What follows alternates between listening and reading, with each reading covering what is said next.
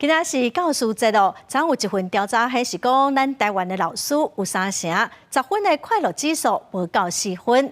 伫这份调查，宜兰县老师无快乐程度伫全国是排第5名。宜兰县教师职业工会就指出讲，即卖老师爱处理的公文是愈来愈多，佮加上学生家庭教育功能还无发挥，所以老师的压力是真大。 共享当前，学生现象6月5日8是教师节，宜兰县政府举行祭孔仪式，为全县教师献上祝福。也毋过，真侪教育团体针对台湾中小学教师快乐程度进行大调查，有3成教师伫满分10分的快乐指数中，只伫4分以下。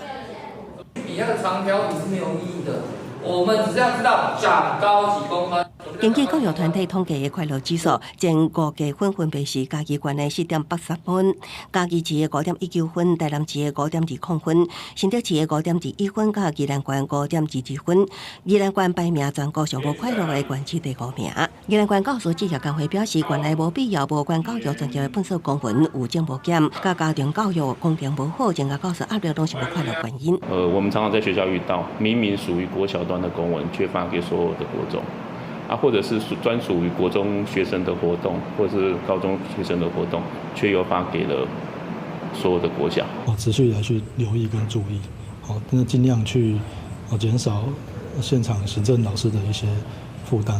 最近南韩有教师技术和家长霸凌自杀死亡，引起全国罢工，要维护教权，安怎减轻教育现场压力？官府表示，公文的部分会尽量减少老师行政负担。